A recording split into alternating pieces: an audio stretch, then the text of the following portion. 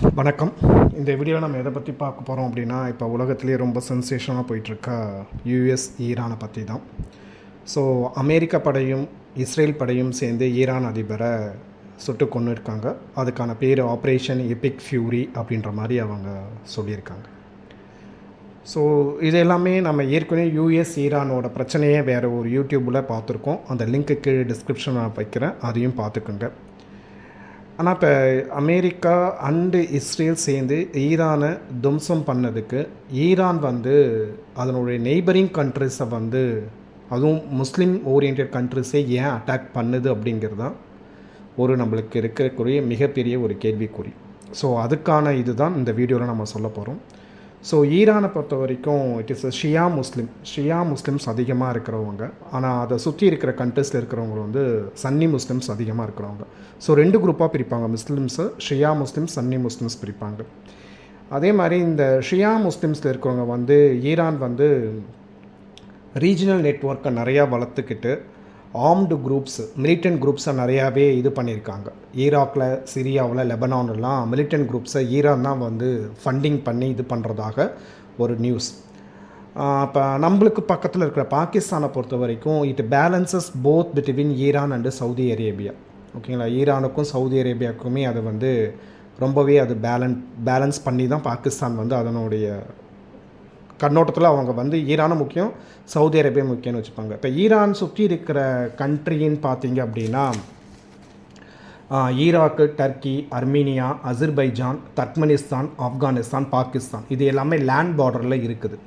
அதே மாதிரி maritime border, கடல் வழி பார்டர் அப்படின்னு பார்த்தோம் அப்படின்னா Bahrain, Kuwait, Oman, Qatar, Saudi Arabia. Bahrain, Kuwait, Oman, Qatar, Saudi Arabia. இதில் பார்த்தோம் அப்படின்னா ஈரானுக்கு நல்ல ரிலேஷன் பார்த்தீங்கன்னா 2 கண்ட்ரி மட்டும்தான், அர்மீனியா, தர்க்மெனிஸ்தான் மட்டும்தான் அவங்க கார்டியல் ரிலேஷன்ஷிப் இருக்குது. மற்றது எல்லாமே ஈரானுக்கு மிகப்பெரிய பிரச்சனை தான். ஈரான் ஈராக் சண்டை, ஈரான் ஆப்கானிஸ்தான் பார்டர் டிஸ்பியூட் இருக்குது, ஈரான் அசர்பைஜான் கூட இந்த மூதாதைகளோட அந்த எத்னிக் ட்ரைபல் குரூப்ஸோட ஒரு பிரச்சனை இருக்குது. ஸோ இது எல்லாமே சுற்றி பார்டர். ஸோ ஈரானை பொறுத்த வரைக்கும் ஒரு 10% ஆஃப் வேர்ல்டு ஆயில் ஈரான்கிட்ட தான் இருக்குது. ஓகேங்களா, உலகின் 10% எண்ணெய் ஈரான் தான் ஹோல்ட் பண்ணிகிட்ருக்காங்க. அமெரிக்காவுக்கு அது வேணும். ரியல் ரீசன் பார்த்திங்கன்னா அமெரிக்காவுக்கு அது கண்டிப்பாக வேணும் அப்படின்றதுக்காக தான் இது. ஸோ இப்போ இந்த சவுதி அரேபியா இவங்க எல்லாமே அமெரிக்காவுக்கு பெட்டு. சவுதி அரேபியா, கத்தார், ஓமன் இவங்க எல்லாமே அமெரிக்காவுக்கு ரொம்ப செல்ல பிள்ளைகள் மாதிரி. அவங்களுடைய அந்த மிலிட்ரி எக்யூப்மெண்ட்ஸ், டிஃபென்ஸு அது எல்லாமே அந்த கண்ட்ரிஸில் இருக்கும். ஸோ அதனால தான் ஈரான் என்ன பண்ணியிருக்காங்கன்னா அந்த நாட்டில் இருக்கிற அந்த அமெரிக்கன் டிஃபென்சஸ் எல்லாம் இது பண்ணுறாங்க. ஆனால் யாருமே எதிர்பார்க்காதது என்ன அப்படின்னா துபாயை ஸ்ட்ரைக் அவுட் பண்ணுவாங்க அப்படின்றது யாருமே எதிர்பார்க்கல. துபாய் ஏர்போர்ட் அப்படிங்கிறது உலகத்தின் நம்பர் 1 பிஸியஸ்ட் ஏர்போர்ட். சொல்லப்போனால் லண்டன் ஹீத்ரூ ஏர்போர்ட்டு, வாஷிங்டன் ஏர்போர்ட்டுக்கு ஈக்குவலானது Dubai airport. So Dubai airport இவ்வளோ நாள் க்ளோஸ் ஆகி அங்கேருந்து ஃப்ளைட் எல்லாமே கேன்சல் ஆகிறது இதுதான் முதல் தடவை. ரீசன்ட் டைம்ஸில் இதுதான் முதல் தடவை. அது கிட்டத்தட்ட அவங்களுடைய எக்கனாமியில் கை வைக்கிற மாதிரி. ஸோ ஈரான் அதை தான் பண்ணிகிட்ருக்காங்க. ஈரானை பொறுத்த வரைக்கும் என்ன அப்படின்னா நாங்கள் இது கண்டிப்பாக பழி வாங்குவோம் அப்படின்ற மாதிரி தான் சொல்கிறாங்க. அதே மாதிரி அமெரிக்காவும் இஸ்ரேலும் இதோடு நிற்காது, இதை சுத்தமாக நாங்கள் ஒழிச்சிருவோம் அப்படின்ற மாதிரி அவங்களும் சொல்கிறாங்க. செத்துப்போன கொமேனி, அந்த ஈரானியன் அதிபர், இறந்து போன அந்த அதிபர் அவரை பொறுத்த வரைக்கும் அமெரிக்கா கூட கொஞ்சம் ரஃபாகவே தான் அவர் டீல் பண்ணியிருக்கிறாரு. எதுக்குமே நெகோசியேஷன்ஸ்க்கு அவர் ஒத்தே வரல. அதுவுமே அமெரிக்காவுக்கு ஒரு பெரிய விஷயமாகவே பார்க்கப்படுகிறது.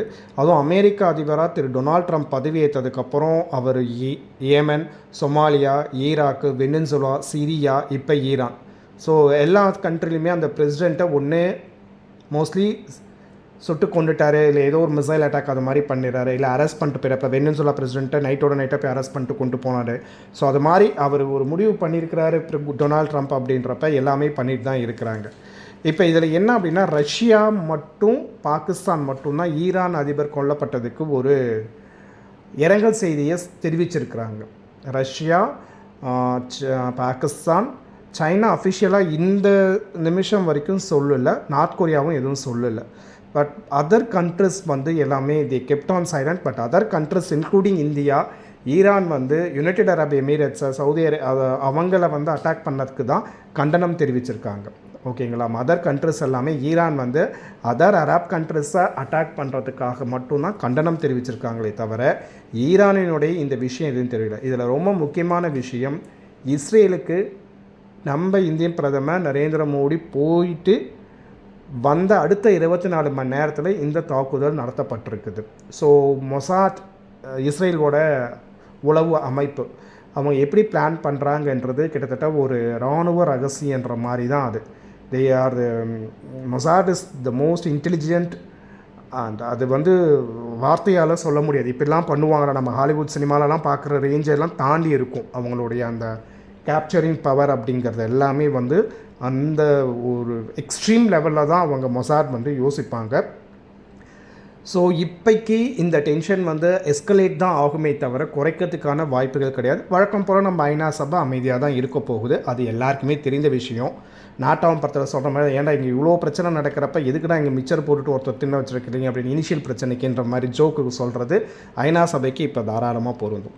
இதை எல்லாம் தாண்டி முக்கியமான ஒரு விஷயம், ஏன் இதுக்கு இவ்வளோ அக்கப்போர் சண்டை அப்படின்னா பெட்ரோ டாலர்.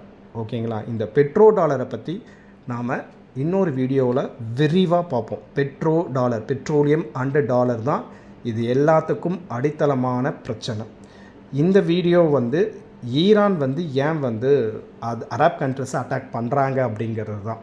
ஈரானை பொறுத்த வரைக்கும் ஷியா முஸ்லீம், அவங்க நெய்பரிங் எல்லாமே சன்னு முஸ்லிம்ஸ் மெஜாரிட்டி தான் இருக்காங்க. ஸோ ஈரானை சுற்றி இருக்கிற நாட்டுக்கு ஈரானால் பார்டர் டிஸ்பியூட்ஸ் எப்பவுமே இருந்துக்கிட்டே இருக்குது. ஈரான் சுற்றி இருக்கிற அரப் கண்ட்ரிஸ் எல்லாமே வந்து அமெரிக்காவுக்கு வந்து டிஃபென்ஸ் எக்யூப்மெண்ட்டுக்காக எல்லாமே ஒதுக்கி இருக்கிறாங்க. ஓகேங்களா. ஸோ இதுதான் வந்து ஈரானோட கோபம். அந்த கண்ட்ரி அட்டாக் பண்ணால் இது எல்லாமே அட்டாக் ஆகும் அப்படின்றது ஈரானோட இது. அமெரிக்கா வந்து இன்னும் நாங்கள் இது பண்ணுவோம் அப்படின்ற மாதிரி சொல்லியிருக்காங்க. But what ever the situation is, we have to just wait and watch. Thank you for watching the video.